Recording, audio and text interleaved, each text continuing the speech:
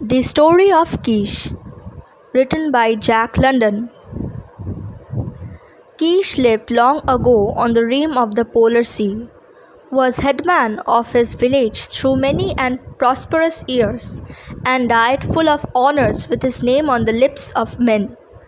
So long ago did he live that only the old men remembered his name and the tale, which they got from the old men before them, and which the old men to come will tell their children and their children's children down to the end of time. And the winter darkness, when the north gales make their long sweep across the ice pack, and the air is filled with flying white, and no man may venture forth, is the chosen time for the telling of how Kish, from the poorest igloo in the village, rose to power and place over them all. He was a bright boy, so the tale runs, healthy and strong, and he had seen 13 suns in their way of reckoning time. For each winter the sun leaves the land in darkness, and the next year a new sun returns, so that they may be warm again. The father of Kish had been a very brave man, but he had met his death in a time of famine, when he sought to save the lives of his people by taking the life of a great polar bear. In his eagerness, he came to close grapples with the bear, and his bones were crushed. But the bear had much meat on him, and the people were saved. Kish was his only son, and after that Kish lived alone with his mother.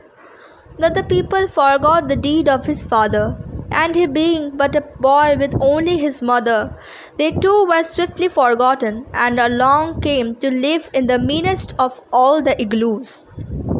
It was at a council one night in the big igloo of Klosh Kwan, the chief, that Kish showed the blood that ran in his veins.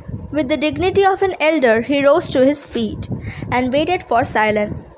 "It is true that meat be apportioned me and mine," he said, "but it is oftentimes old and tough, this meat. It is said that Bok, my father, brought home more meat than any of the two best hunters, that with his own hands he attended to the division of it, and saw to it that the last old woman and the last old man received fair share." The hunters, grizzled and grey, were aghast. The like had never been known before. A child that talked like a grown man, and said harsh things to their very faces. "Na, na," the men cried, "put the child to bed.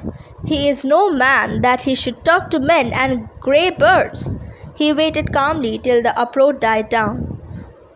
"Thou hast a wife, ugh gluck," he said, "and for her those do speak. And thou too, Masuk, a mother also, and for them those do speak. My mother has no one, save me.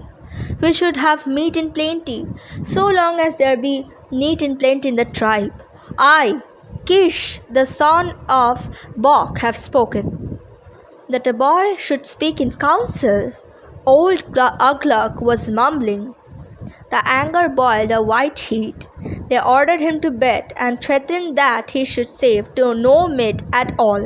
Kish's eyes began to flash, and the blood to pound darkly under his skin. "Hear me, you men!" he cried. "Bok, my father, was a great hunter.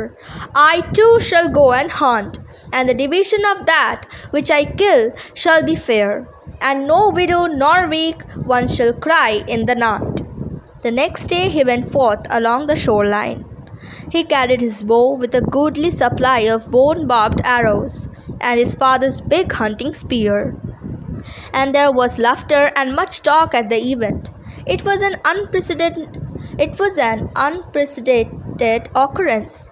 Never did boys of his tender age go forth to hunt, much less to hunt alone.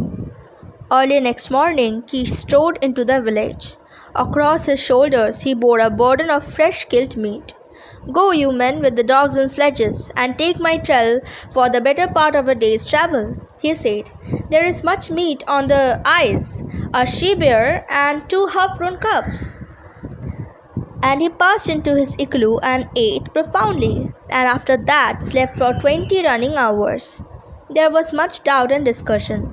The killing of a polar bear is very dangerous, but thrice dangerous it is to kill a mother bear with her cubs. The men could not believe that the boy Keesh, single-handed, had accomplished so great a marvel. Thus began the mystery of Keesh. His very next trip he killed a young bear, and on the trip following a large male bear and his mate.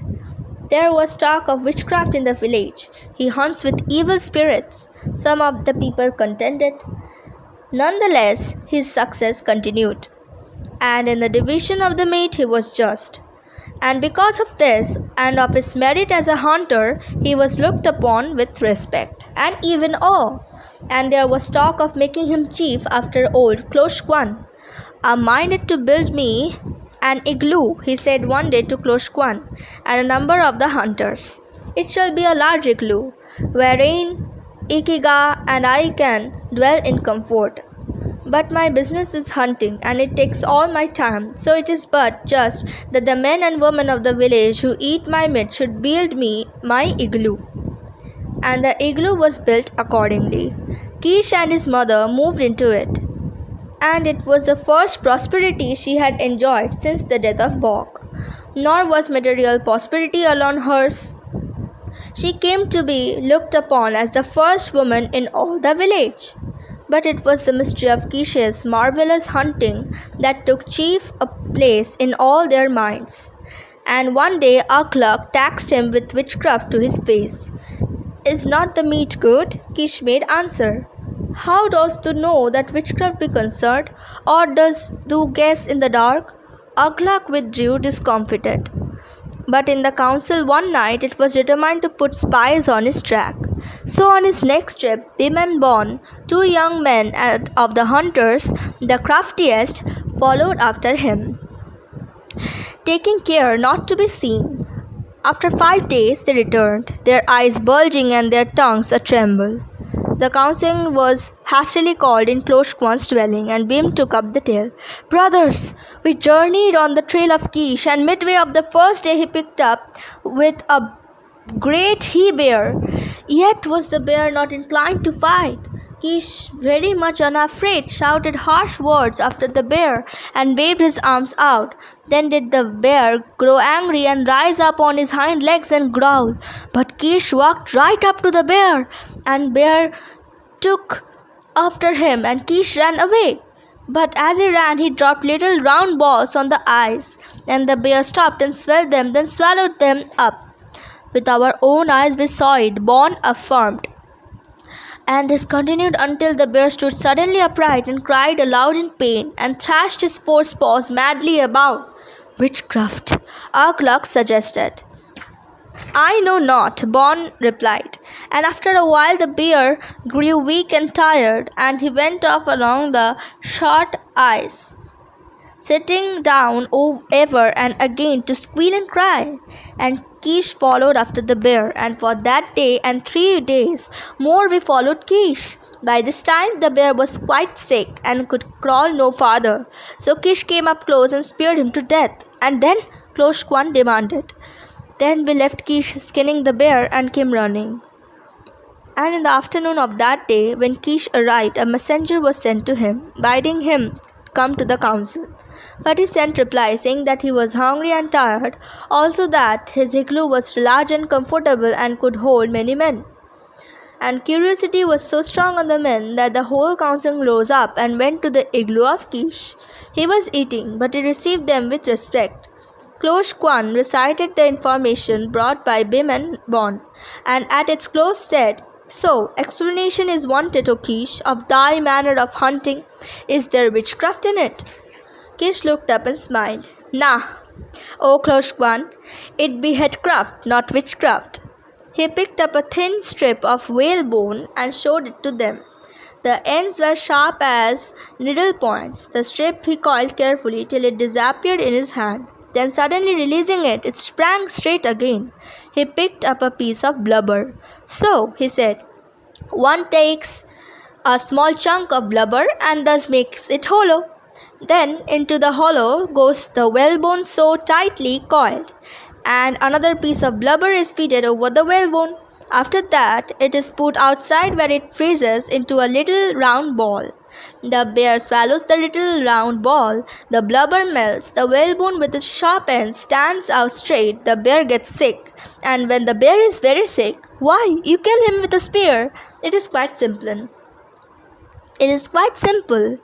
And Aklak said, "Oh," and Kloshkwan said, "Ah," and each said something and all understood.